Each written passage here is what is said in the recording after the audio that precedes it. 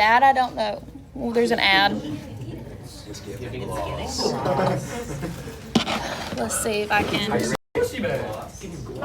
What? Yeah, that's the sponsored ad for Tresemme. Yeah. During first period, the ad for B-Movie popped up. All right.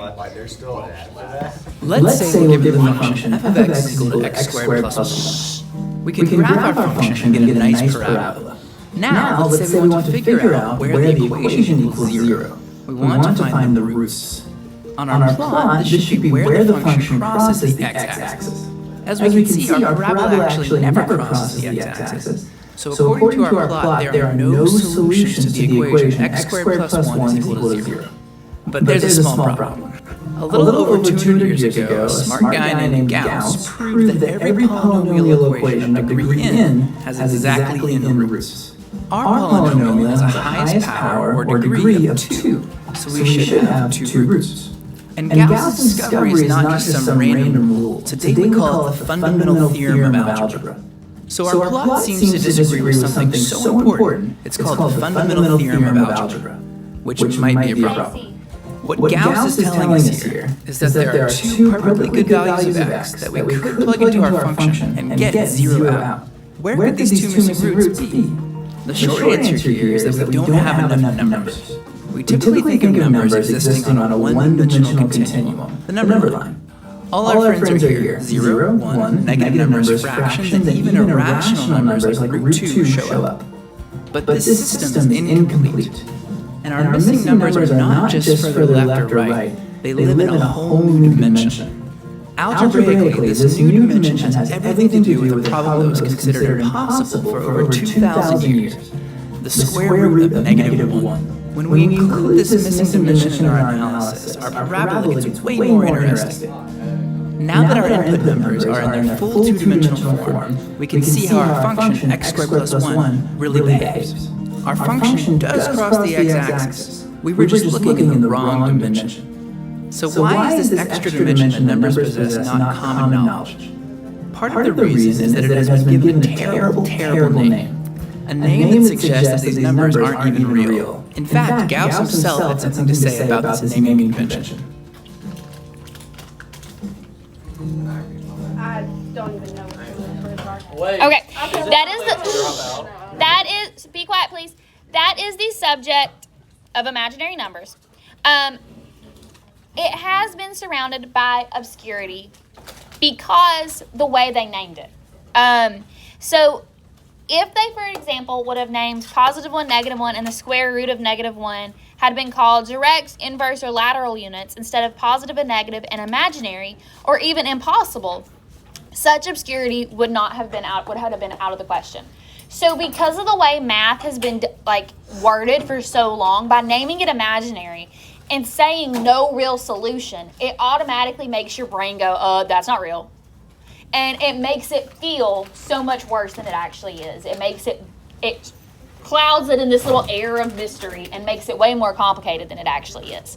Yes? Are we going to be talking about the d-axis? Not in this class, no. Because this is not a true three-dimensional space. We are looking at just a multi-dimensional x value. So now, we are going to look the rest of this video. Please be quiet.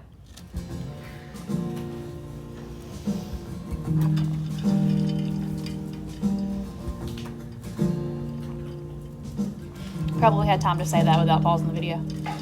So yes, our missing dimension is comprised of numbers that have been given the ridiculous name imaginary. Gauss proposed these numbers should instead be given the name lateral. So from here on, let's let lateral mean imaginary. What does lateral mean? To get a better handle on imaginary, I mean lateral numbers, and really understand what's going on here, let's spend a little more time thinking about numbers themselves. Early humans really only had use for the natural numbers, that is, 1, 2, 3, and so on. This makes sense because of how numbers were used. So to early humans, the number line would have just been a series of dots. As civilizations advanced, people needed answers to more sophisticated math questions, like when to plant seeds, how to divide land, and how to keep track of financial transactions. The natural numbers just weren't cutting it anymore, so the Egyptians innovated and developed a new high-tech solution, fractions. Fractions filled the gaps in our number line and were basically cutting-edge technology for a couple thousand years. The next big innovations to hit the number line were the numbers 0 and negative numbers, but it took some time to get everyone on board. Since it's not obvious what these numbers mean or how they fit into the real world, 0 and negative numbers were met with skepticism and largely avoided or ignored. Some cultures were more suspicious than others, depending largely on how people viewed the connection between mathematics and reality. And this is not all ancient history. Just a few centuries ago, mathematicians would intentionally move terms around to avoid having negatives show up in their equations. Suspicion of 0 and negative numbers did eventually fade, partially because negatives are useful for expressing concepts like debt, but mostly just because negatives kept sneaking into mathematics. It turns out there's a whole lot of math you just can't do if you don't allow negative numbers to play. Without negatives, simple algebra problems like x plus 3 equals 2 have no answer. Before negatives were accepted, this problem would have had no solution, just like we thought our original problem had no solution. The thing is, it's not crazy or weird to think these problems have no solutions. In words, this algebra problem basically says, if I have 2 things and I take away 3, how many things do I have left? It's not surprising that most people who have lived on our planet would be suspicious of questions like this. These problems don't make much sense. Even the brilliant mathematicians of the 18th century, such as Euler, didn't really know what to do with negatives. He at one point wrote that the negatives were greater than infinity.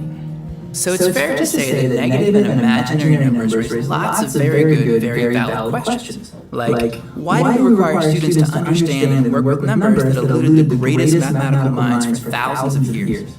Why did we even come to accept negative and imaginary numbers in the first place when they don't really seem to be connected to anything in the real world? And how do these extra numbers help us explain the missing solution to our problem? Next time we'll begin to address these questions by going way back to the discovery of imaginary numbers. All right, so there's a few things we're going to talk about, okay? So first off, that video series, I actually have it uploaded into Schoology. If you ever get curious and you want to go look at it, it's actually really kind of cool. But I'm not going to make you do that, so. But the thing with imaginary numbers, okay, is yes, they're called imaginary, but they are actually actual numbers that we can use. So just like how over the course of time, as the world has changed and evolved, like there was a point when negative numbers did not exist, right? People didn't use it. But as they discovered needs for it, like with money and currency and having a debt, the negatives became super, super necessary. As technology changes and evolves, there's different kinds of questions and different kinds of problems that become more and more necessary for us to have these different number systems. And so that is why we have to look at the system called the imaginary numbers. So before we do anything else, okay, you don't have to write this, but this is just me kind of doing a little talking. So our real number line, that is what we think of when we think of our numbers, okay? On here, you have your fractions, you have your radicals, you have all sorts of numbers on here, basically every number ever, right? But what this doesn't include is that two-dimensional space that does exist because of specific numbers that we're going to talk about. So we have where we take our real number line, and it has at two-dimensional imaginary number line that gets added to it. So numbers as we think of them aren't just one-dimensional, they are two-dimensional because they have pieces that can have that imaginary part. So what that number comes from is it comes from the square root of -1. And it comes from the negative square root of -1. That was why they needed to come up with the number system in the first place. Because there are so many questions. How many questions have we done that we've had no real solution for? A lot, right? And that's just in one algebra class. And I try to avoid us having too many of them just because I want us to get practice solving them. And so there are so many problems out there that happen. And like they said, for us to have a quadratic has to be made up of 2 pieces to get that x squared. It's got to come from somewhere. And that comes from that two-dimensional number line. So when we're looking at this, we are going to look at our imaginary numbers. So on our paper, okay, it says equations such as x squared plus 1 equals 0 have no real solution on the basic number line. So mathematicians defined imaginary numbers to represent their solutions. The imaginary unit is I. Easy peasy, imaginary I. Okay? And it is defined as the square root of -1. And this is useful when working with the roots of negative numbers. An imaginary number is written in the form of bi, where b is the real part and I is the imaginary part. Any real number has imaginary counterparts. So if we have 5i, we can have -2i. We can have the square root of 3i. We can have -7/8 I. Any real number is going to have that imaginary counterpart. And so we're going to go back and look at our number line.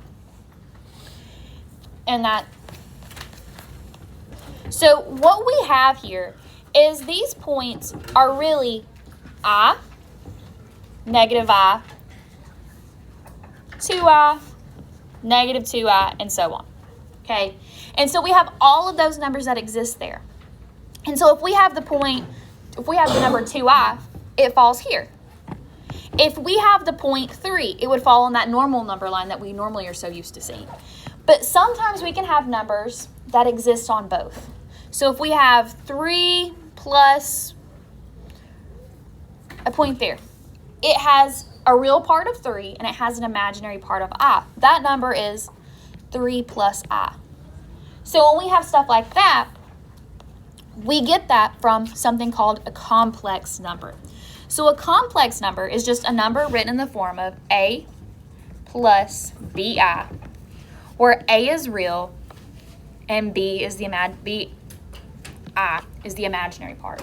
So we can have 3 plus I. We can have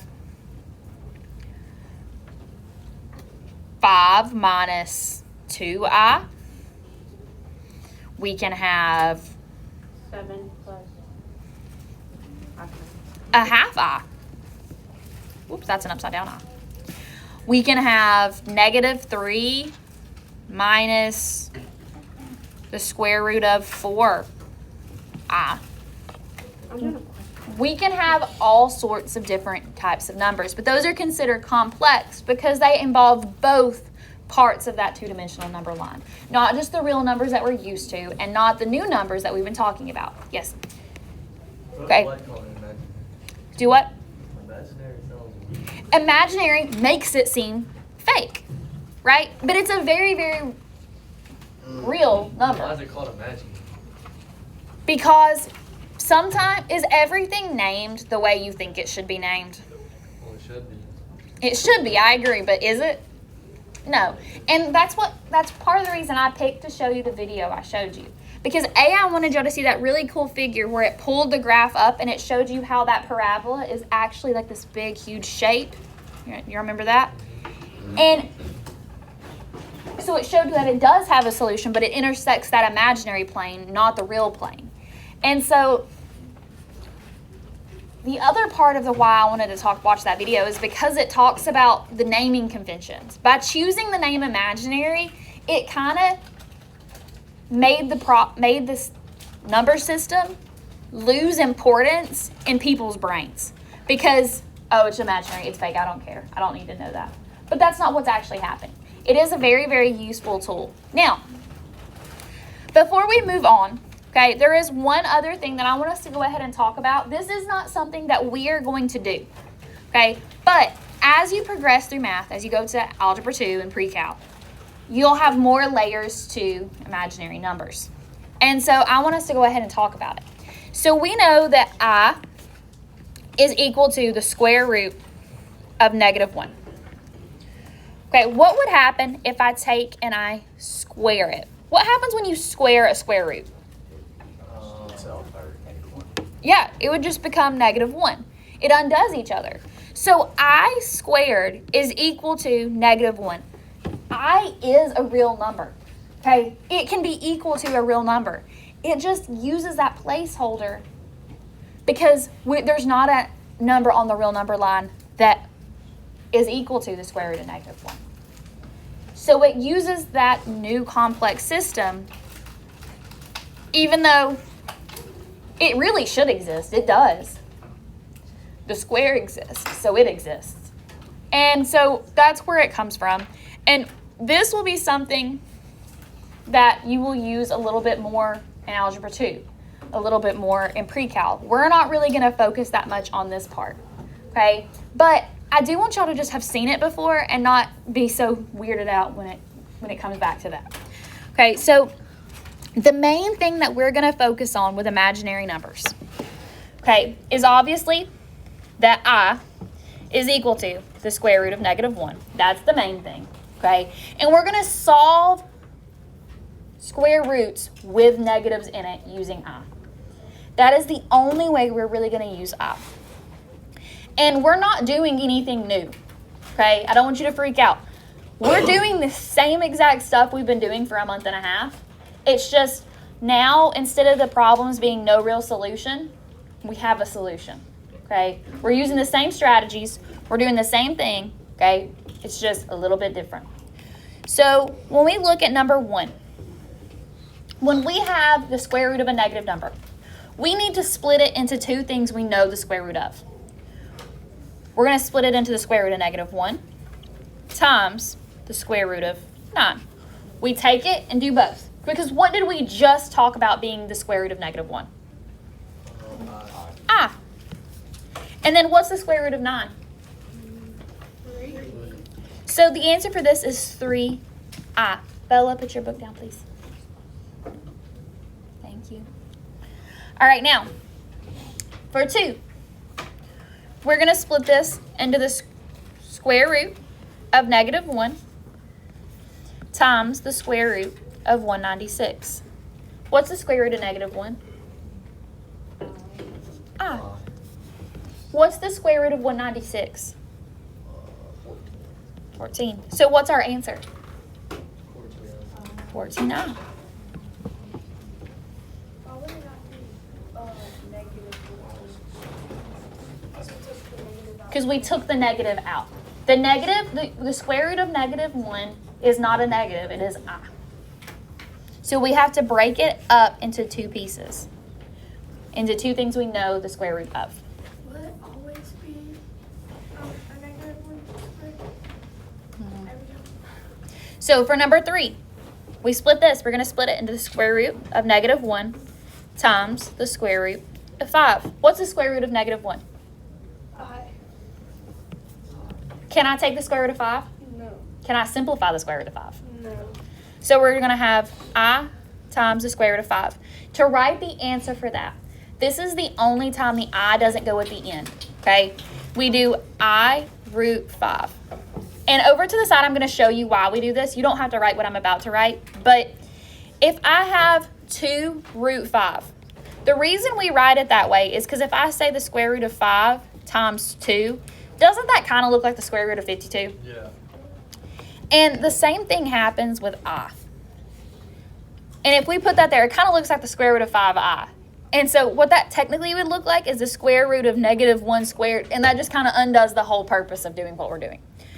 So that is the only time we put it in front, and that's just so it doesn't appear to be under the line with the radical. Can we do Right. one ourselves? We are going to do one by ourselves, but not 4. We're going to do 5. Yes. Why don't you bring down So the negative is being evaluated.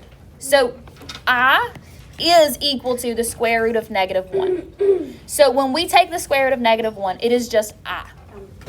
So we are bringing it down, but it's just we're not bringing it down as a negative. We're bringing it down at what the equivalent imaginary number is. So what if the number is positive inside? Then you don't have an I. So if I just give you the square root of 9, your answer is just 3. It doesn't have an imaginary part. What gives it the imaginary part Will you do is that the one negative. test too? You will have both imaginary and real numbers on the test. All right, now for number 4, we're going to split this. So square root of -1 times the square root of 80. What's the square root of -1? I. Okay. What is the square root of 80? That's not a perfect square, but if we use a slightly dumber calculator, it'll tell us.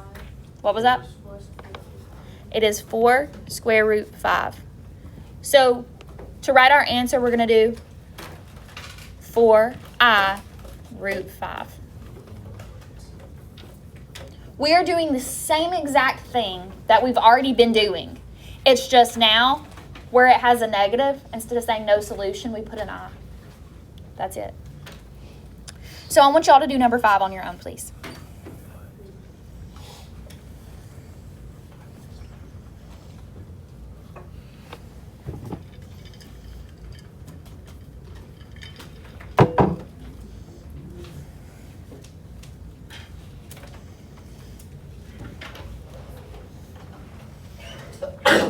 This one's not working. Can we do There's one that's broken. Give me the broken one. People keep finding it back there.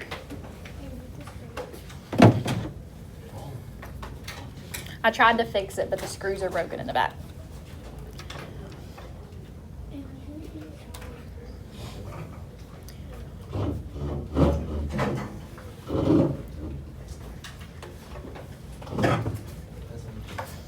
Okay, so we split this and set it up.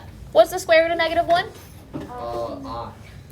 Then what's the square root of 32? I got 4. My eyes are getting worse. So to do this, we're going to say what is our answer? 4I square root 2. Okay, number 6. Why don't y'all do that one on your own too?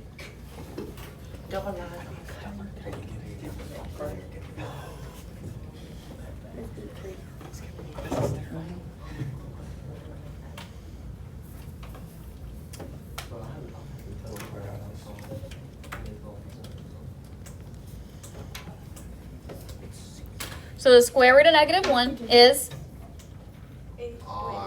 I. What's the square root of 192?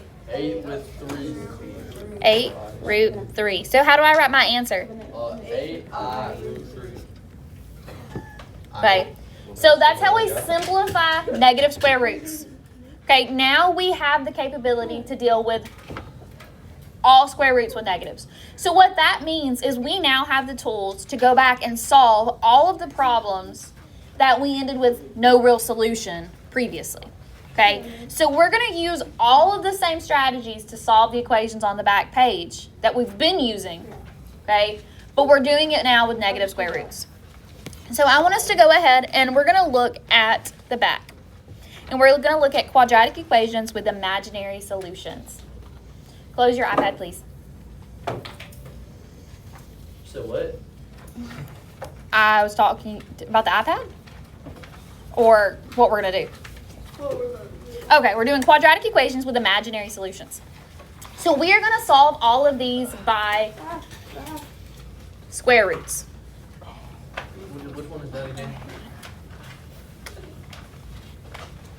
So we're going to look at number 7. In order to solve by square roots, we have to isolate x squared. So we have to get x squared by itself. So what do I need to move?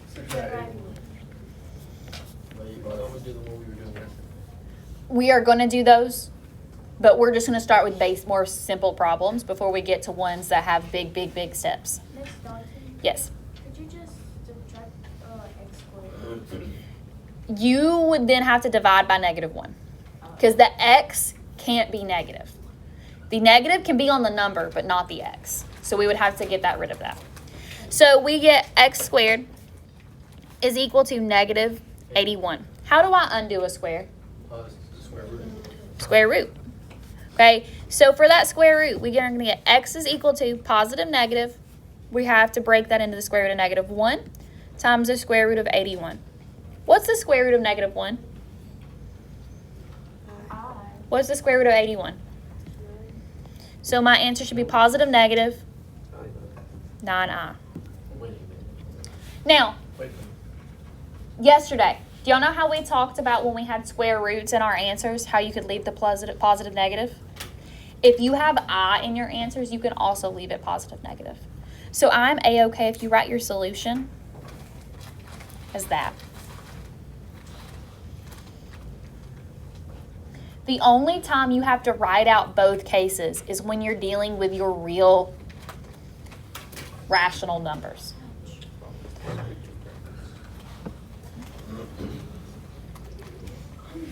This is 9i. Throw I. Positive, negative, 9i. Positive 9i and negative I 9i. just throw an I behind every single one of my answers. Only if you're taking the square root of a negative. If you're not taking the square root of a negative, then no. We're only doing those today. But we've been doing them with positives. So you're going to have both on the test. You're going to have both positive and negative square roots on the test. Okay, for number 8, I had a major typo. We are not doing it. Yeah, no, I had a major typo. And it was going to make you divide by the square root of 2. And it's a whole thing. It was yucky. It was real icky. It was not good. That was just a me typo bad. Yeah. Hey, I am currently working on writing up my own lessons that are exactly how I want them. And so instead of me like using other people's resources. And so it's going to be a slow go to get it where I like it, but it'll get there eventually. All right, now for number 9. Wait a minute, Dylan, you can do this? Pretty sure that's just scribbling. You changed the mode of it? I don't know. I opened it up. You a monitor or do that? If it's real, it works. If it's not real, No. if it has a rational number in it, it'll give you a decimal for the square root. And it'll also give you an error for negative square roots. Because that So if calculates it's not an imaginary, I could do this. If it's not irrational or imaginary, you could. What's the rest of it? It gives you a chance to where you have a square root in it. All right, now, so for this one, what do I do first?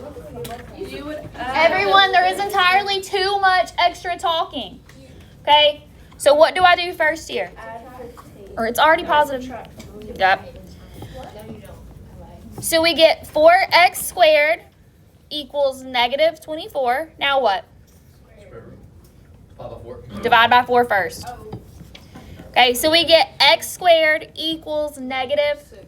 Perfect. Now we can take the square root.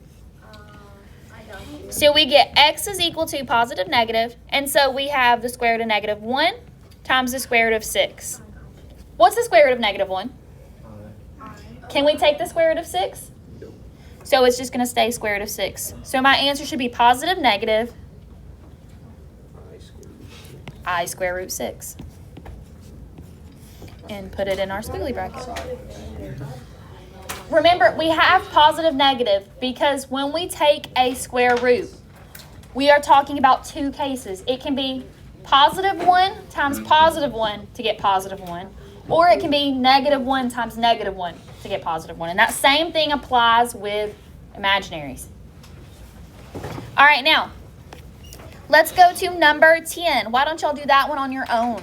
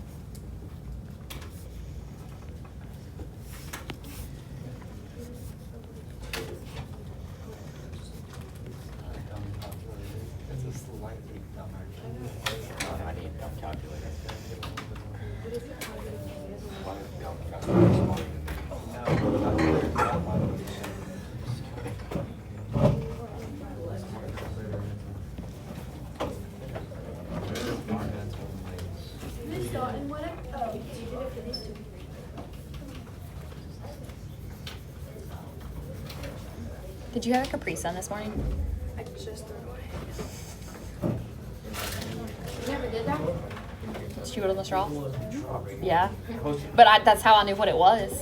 I just didn't pay attention to this Capri Sun. I just seen the Capri Sun straw. All right. So we subtract 13 on both sides. Okay. Then we take the square root. So to simplify the square root of 12, it will be 2 root 3. And we have an I in there, so it will be 2I root 3. Don't forget your positive and negative. We are going to jump to number 12. Okay, for number 12, how do I solve that? What do I need to do first? Plus 1. We still have too many conversations happening. Okay, so we are going to have negative 2/3 x squared is equal to 18. How do I get rid of a fraction? Yep, multiply by the reciprocal. So do that on both sides. So we get x is equal to, or x squared is equal to what? 27. Negative 27. So from here, we take the square root of both sides. And we get x is equal to positive negative. And we have to break that up. Square root of negative 1 times the square root of 27. What's the square root of negative 1? Times what's the square root of 27? 3. So our answer should be 3. I root 3. And there we go.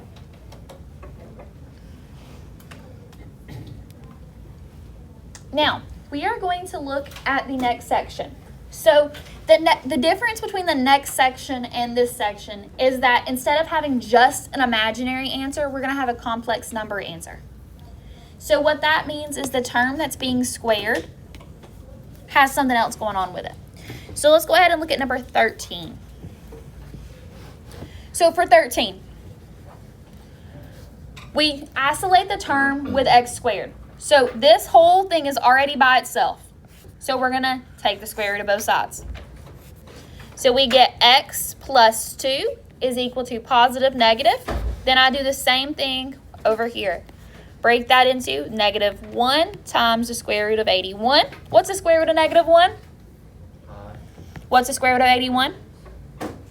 9. So it's positive negative 9i. Then I finish solving that for x. So how do I move that plus 2? So our answer is going to be x is equal to negative 2 plus or minus 9i. Is it positive? Negative? It's positive negative, yeah. Okay, and you will always put the real number first.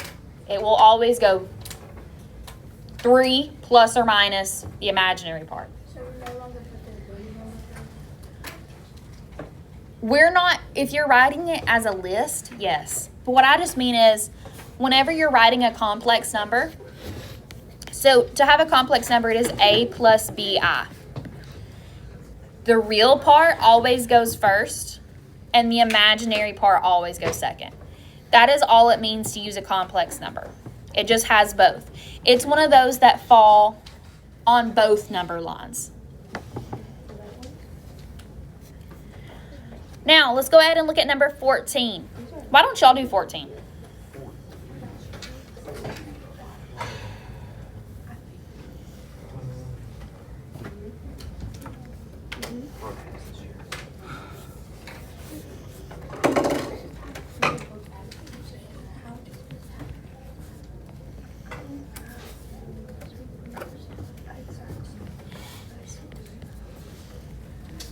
Just thought, when we're still doing here book back then, Yes.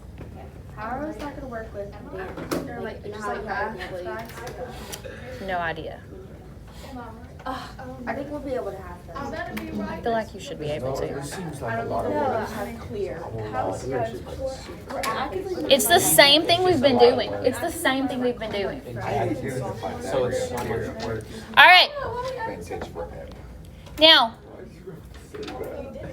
when we take the square root of negative 32, we get positive negative 4i squared. So then we add 6 on both sides, and we get x is equal to 6 plus or minus 4i root 2. I was right. Oh my gosh. So glad. Okay, all we are doing is we are adding in being able to take the square root of a negative. Everything else is the exact same that we've been doing for the last month and a half. It's the exact same. And we're just starting easier today. I didn't want to jump in off the deep end with the quadratic formula. Tomorrow, we're going to throw in the quadratic formula, just like we've been doing. Okay? So now, I want us to go ahead and look at 15. So for 15, I have to get the term that's being squared by itself. How do I move that times a negative? I can multiply by -1 or I can divide by -1. Either works. So we get x plus 4 squared equals -75. From there, I can do what? Hold on. Why would it be negative x plus 2? Because we are moving that negative. That negative is not inside the parentheses, so we have to get rid of it and put it on the other side of the equal sign. So then we take the square root of both sides, and we get x plus 4 is equal to positive negative what? What goes next? X plus 2. What is the square root of -75? 5i square root. 5i. 5i root 3. How does 5 and 3 make sense? 5 squared is 25. So you're really rewriting that as No one's crashing out. 25 times 3, which is 5 root 3. Yeah, this is the same thing. All right, now we move 4 and we get x is equal to -4. Positive. exactly. Okay, now I want y'all to do number 16 for me. Okay. So we divide by 2. Divide by 2. Okay, I was just making sure. Do you need to?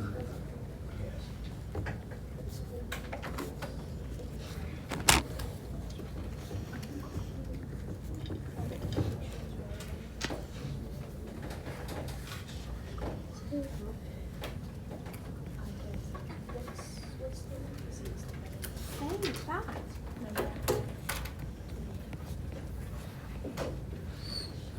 Even though 28 is Well, you just split it. I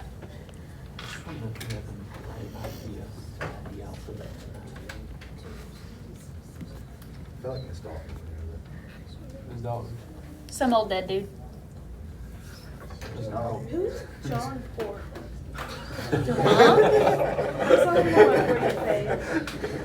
That's the man who made out.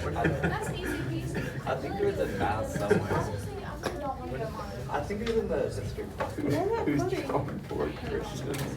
I think it was just, Who's the? I don't know. Made mad. All right. So we are done for today. Okay. However, if you have not finished your purple sheet from yesterday, you need to finish working on that and get that turned in to me. It was due today. Yes. Okay. They're right there.